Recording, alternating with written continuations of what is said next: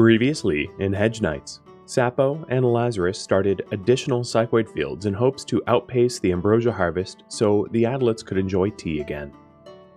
The main farm was expanded as a result of the fungal fields being replaced with bedrooms.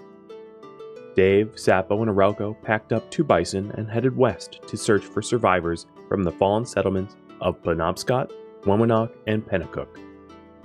The Adlets in the keep threw a party, and Madzi revealed that she knew a lot more about the geography of the Ryza forest than anyone else had realized. A raid mustered south of the keep and were easily picked off by archers before attacking. Episode 23, Waystation. The trio, making their way towards the fallen settlements, realized that their health started to decline, so they turned north towards the closest boreal forest and hoped that the salix trees were not unique to just the Gatraro forest.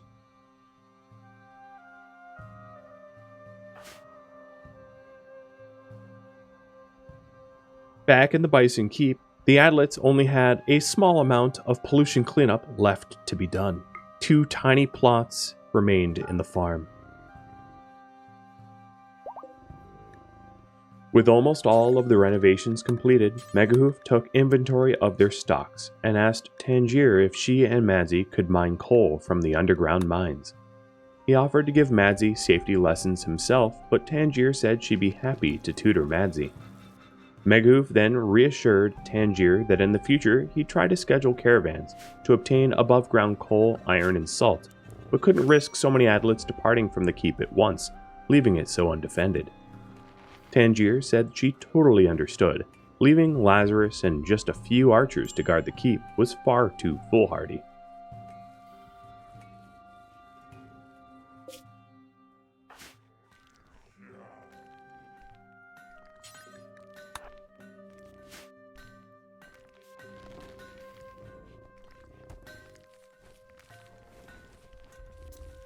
Lazarus started to harvest the pumpkin patch and noticed that soon the ambrosia would be ripe and ready as well.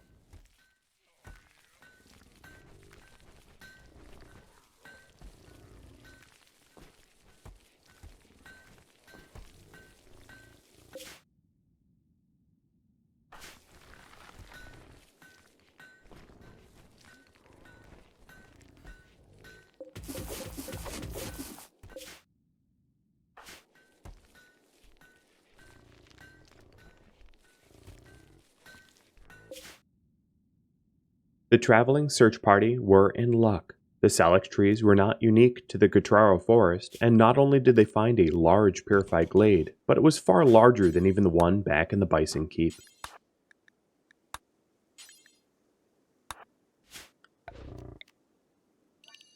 In the morning, the trio would attempt to construct basic lodgings, but for now they were happy for the reprieve from pollution exposure. The trio and Bison were run down and tired from trudging through blighted forests, and would succumb to their exposure if they didn't adequately rest. The Bison were far more vulnerable than the trio themselves, as they couldn't be outfitted with masks, and often grazed upon blighted ripthorn when the Adlets weren't watching.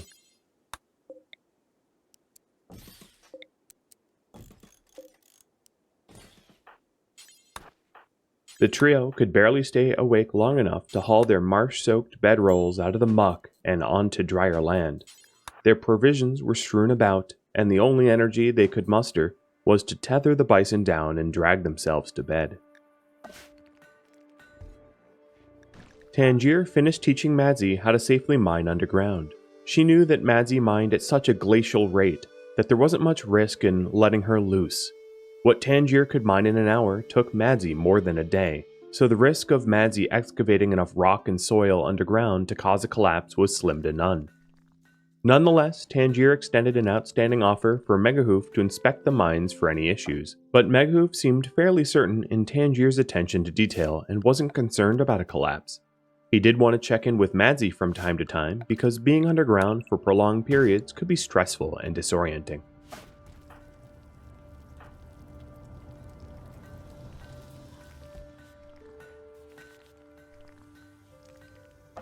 The trio experienced their first decent night's sleep ever since leaving the keep. Despite the wet bedrolls and travel exhaustion, sleeping on clean soil was already helping to alleviate the worst of their exposure symptoms.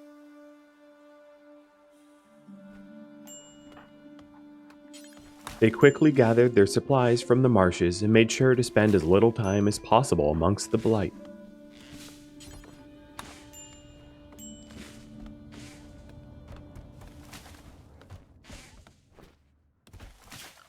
Sapo started to cut down trees around their base camp, while Dave planned on building a wood trestle for Arelco to process logs into timber.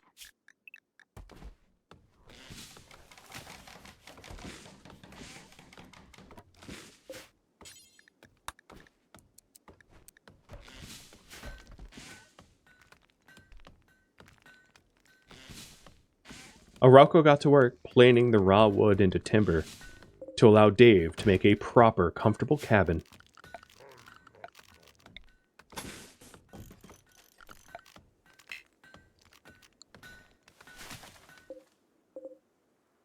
The trio weren't sure how long they'd be laid up to recover. The plan was to build at least a timber cabin for shelter and comfort, and then approximate their recovery time to figure out the best course of action.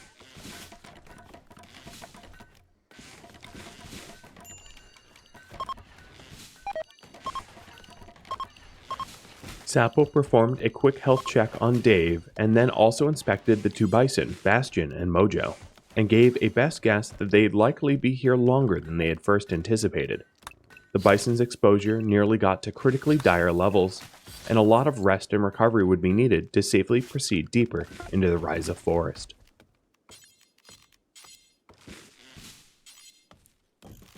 The trio came up with the idea to set up a more permanent structure to act as a waystation for any future travel heading west into the Rhadamant forest. They weren't sure whether or not the structure would remain standing for long once they packed up and headed west, but the best they could hope for is that the raiding visitors would leave the structure more or less intact. Lazarus had some unexpected downtime and asked Megahoof about the inventory stocks he had taken, and Megahoof apologized to Lazarus ahead of time because they were indeed out of raw wood, and processed timber was running low as well, but only Lazarus was capable of felling trees now that Sapo was gone. Lazarus shrugged and said cutting down trees seemed far more fun than having to pick away at coal deep underground, referring to his wife and Madzi.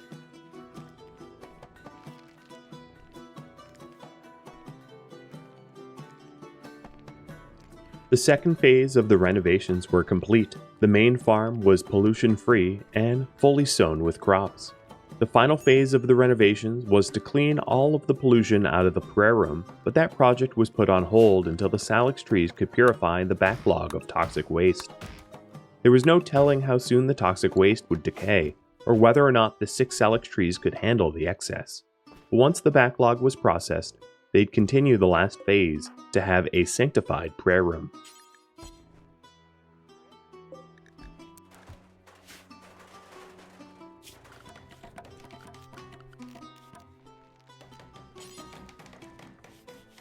The trio's waystation was coming along nicely. The building went quickly due to the abundance of lumber along the marshy shoreline.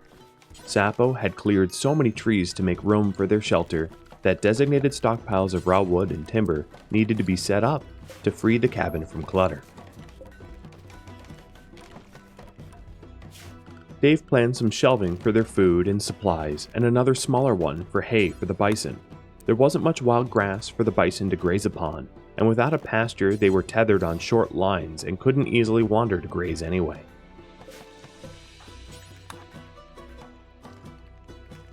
The masks the trio wore were in tatters, further contributing to their high levels of pollution exposure. In hindsight, they should have packed extra face masks, yet another checklist item for future long-range excursions.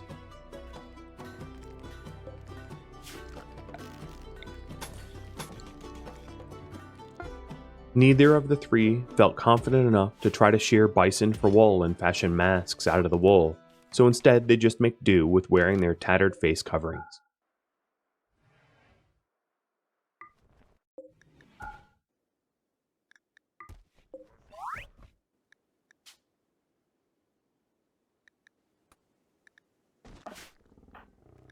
Bash celebrated his 7th birthday, a major milestone for the young cub.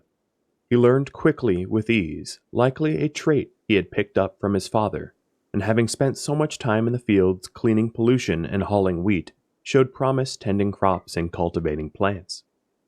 He had all the makings of a social erudite, following in his paternal footsteps.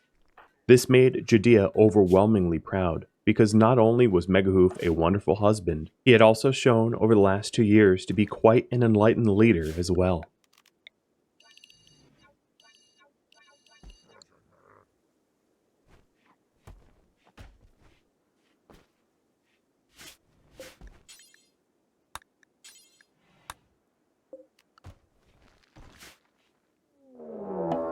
A monstrous scout wandered into the trio's Waystation glade. Dave had speculated that the unique topography of the Bison Glade helped to obscure it from more frequent harassment, but now that they were trying to make a foothold without nestled around an expansive desert and the rough terrain of mountain ranges, they'd likely find themselves besieged far more often. Luckily this time it was only a singular scout, nothing the 3 archers couldn't handle.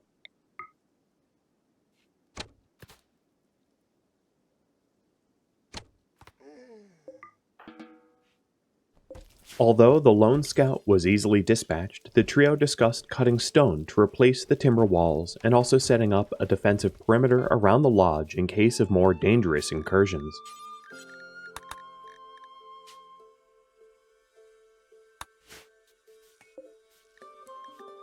Sapo managed to whip up some simple meals from berries they managed to forage in the glades on their way over, and this could help stretch their food to last longer.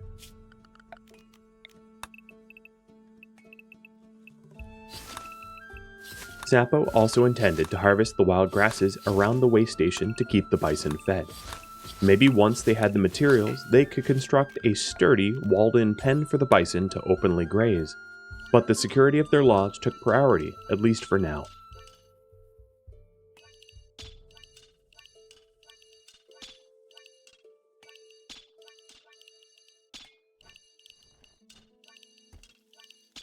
The Waystation's purified soil and marsh was larger in area than any previously known clean glade by quite a factor. Unfortunately, most of the area was nearly unusable swampy marsh, unable to support grasses or trees, and also still devoid of fish or other marshy plant life. Sapo pondered that perhaps the clean waters of the marsh was a result of an underground water spring, instead of the work of salix trees, washing away the accumulated pollution and purifying a swath of the marsh.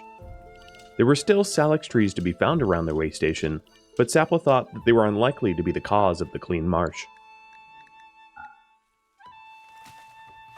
Dave and the 2 bison were already looking healthier, but not healthy enough to endure further travel deeper into the rise of forest. The purifying waters of the marsh helped to accelerate their recovery, but Sapo insisted they remain in the Waystation until almost all of their symptoms subsided, because there was no telling when they'd next be able to shelter from pollution, and it could be quite some time before they were able to return back here to the Waystation.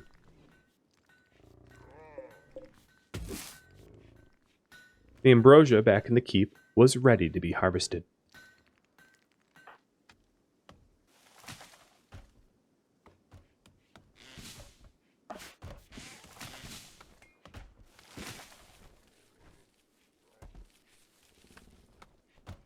Dave thought it might be a good idea to construct some basic defenses. They had an excess of timber and wood, so he planned for cavalry spikes around their lodge to use for cover in case of raids. Eventually, he hoped to replace the walls of the lodge with stone and incorporate arrow loops into the design, but he didn't want to wait for the stone to be cut, as there was no telling when the next raid might arrive.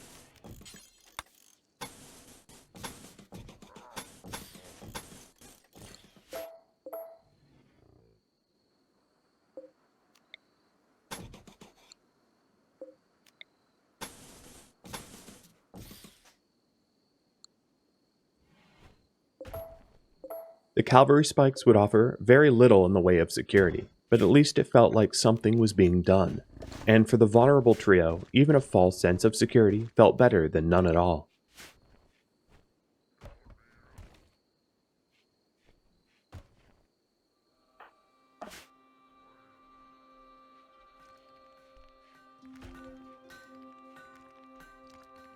After spending several days helping around the keep with menial tasks like hauling and cleaning, Megahu felt like it was time to return to research, uncovering the technologies of the past through the studies of manuscripts, journals, and scriptures. Nobody seemed to mind his time spent buried in books, so even though he was worried about appearing to be lax or lazy in the eyes of the other adlets, likely no one actually thought he was shirking his chores or duties.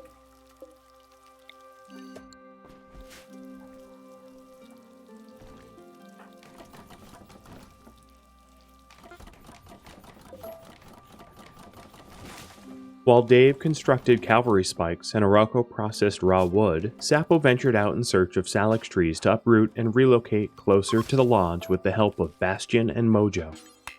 If the Adlets were to treat this little glade as a potential waystation, it would help to have the salix trees closer by, to further purify the area around the lodge and possibly haul bagged pollution to them for additional cleaning.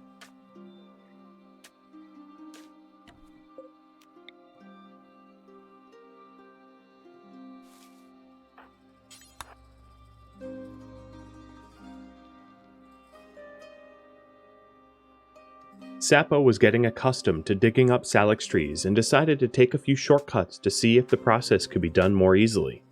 The salix trees around the waystation weren't as important as the ones back home, so if cutting sections of the roots or burying the trees in more shallow soil didn't work, it wasn't going to be too detrimental in the long run.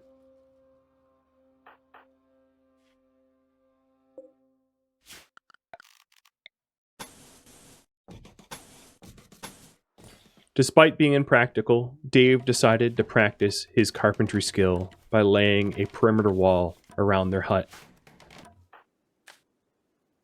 All it really served to do was to make the hut more flammable in the case of wildfires, but if the hut burned down, he could always build another one.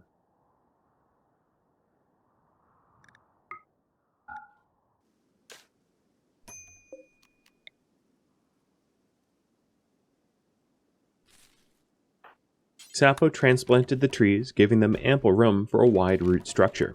He wasn't sure what the ideal distance Megahoof had determined through research, but planting them far enough from the lodge seemed good enough for Sapo.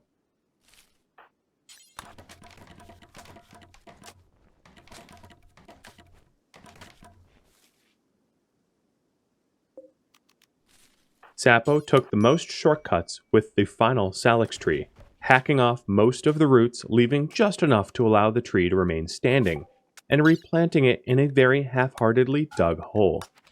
This was his version of proper science, figuring out how tolerant the trees were of mishandling, and so far they'd all taken root. For whatever undiscernible reason, the trees rapidly decayed absent the presence of soil or hybrid extract, but otherwise seemed surprisingly hardy. Why were they only prevalent in colder boreal forests might be the next mystery for the Adlets to uncover.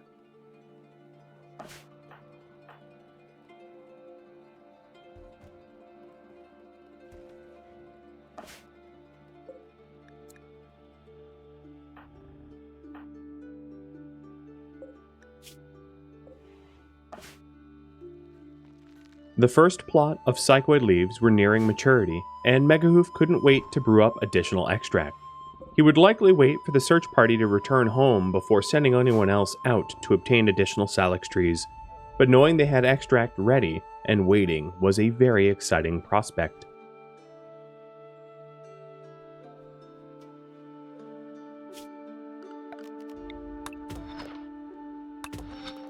Tangier thought it was about time to mine the metals and ores deposited by flaming sky rocks from the sky. 2 of the 3 had golden compositions, and Tangier speculated that it might be possible to smelt gold from them, allowing for even fancier armor for her husband. But the last rock was made of something entirely unfamiliar. It was incredibly dense, heavy, and difficult to mine. She told Madzi that due to the rarity and difficulty, this was one of those tasks she'd handle on her own, and Madzi fully understood. Despite Madzi's best efforts, she still hadn't even the slightest of technique, swinging a pick or using a hammer and chisel, but she'd learn in time with patience.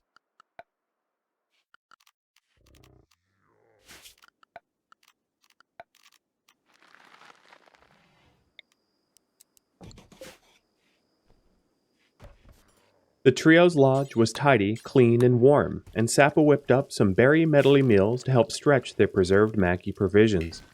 They passed the time the best they could while observing the strict self-imposed quarantine, steering clear of all pollution. The trio weren't used to idle downtime, and Dave decided it was time to better prepare defenses for the lodge, which meant cutting stone. Even within the quarantine zone, there were plenty of stones to collect and cut into bricks, and that would at least keep them busy for now.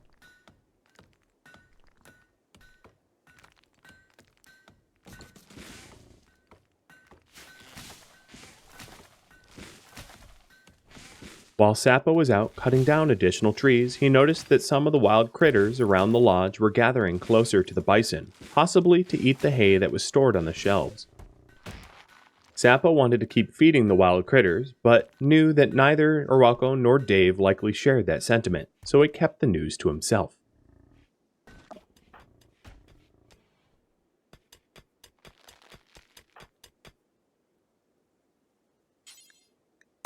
Tangier kept chipping away at the giant load of strange ore, taking great care not to damage her own pick.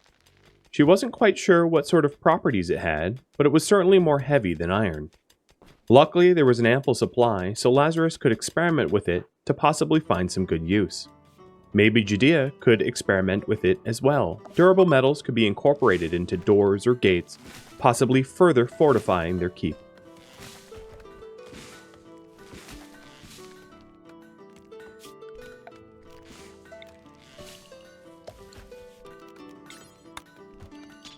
Dave had the idea to clean up some of the pollution directly around the perimeter of the lodge and to relocate it to the marshy pond in order to allow for more defenses to be built in case of raids. Sappo told him it sounded like a fine idea, provided they were very careful to wash their hands in pure water after cleaning tasks so as to not further contaminate themselves with toxins.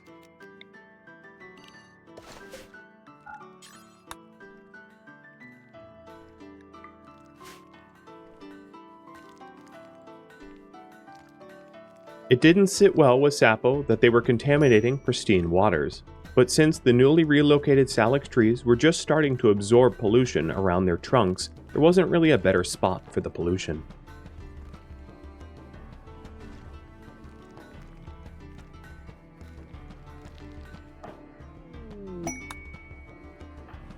Lazarus noticed that the new crops Sappo had chosen were very quick to grow, and attempted a third sowing.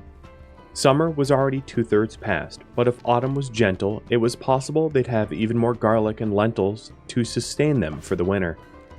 He also took great care to preserve as many seeds as he could, so that if the search party did indeed return home with additional refugees, they could scale up their farm even more.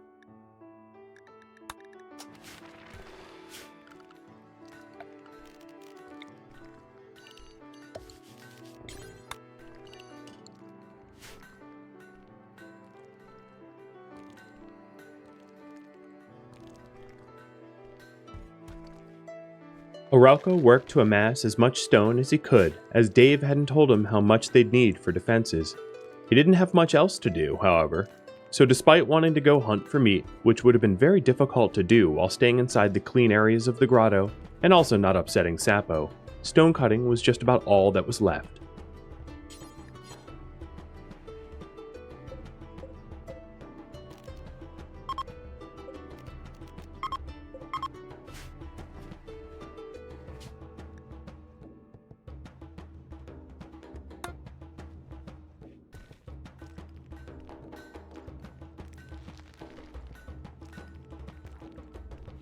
Sappo noticed the final tree he had relocated already absorbed pollution around its core root structure.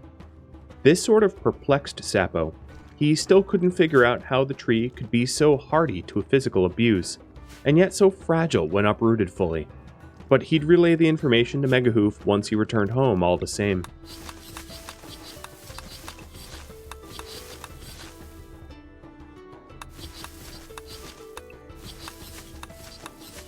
He scoured the remaining mini forest for whatever grasses he could find to build up a stockpile for the bison to eat once they were back on the move.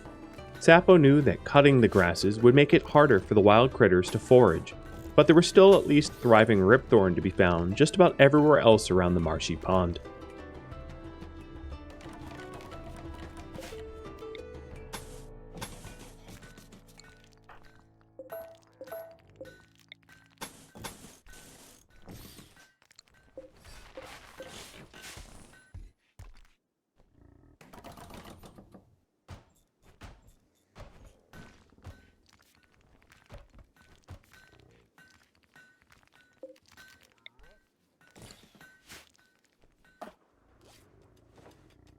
Tangier nearly finished mining the strange lode. She picked the strange lode to mine first because it obstructed the sightlines of the main gate's arrow loops and compromised their security. Hopefully someone could find a use for the ore, or maybe even have Megahoof study it further.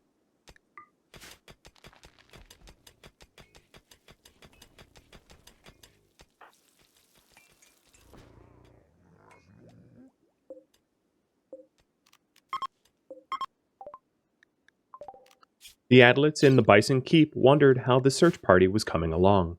2/3 of the summer season had passed, but they weren't expected back just yet, so there was no real need to worry. The trio, however, felt frustrated with their lack of progress, and channeled that frustration in constructing a waystation that could shelter future travelers. Thank you for watching episode 23 of Hedge Knights Waystation. If you would like to support me as a content creator, please consider liking, subscribing, and sharing this content with your friends. If you would like to support me more directly, a link to Patreon can be found in the description of this video. If you would like to join my gaming community, a link to Discord can be found there as well. Thank you so very much for watching. A special thank you to my Patreon patrons and Twitch subscribers. Without you, I wouldn't be able to do this. And also viewers like you that support the channel and made it all the way to the credits. Thank you so very much. Farewell, my fellow Adlets.